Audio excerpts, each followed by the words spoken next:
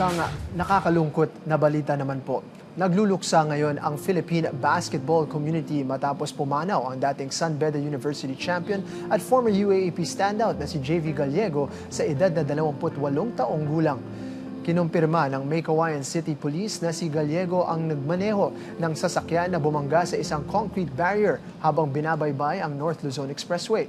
Isinugod pa siya sa ospital matapos ang insidente ngunit idineklarang dead on arrival.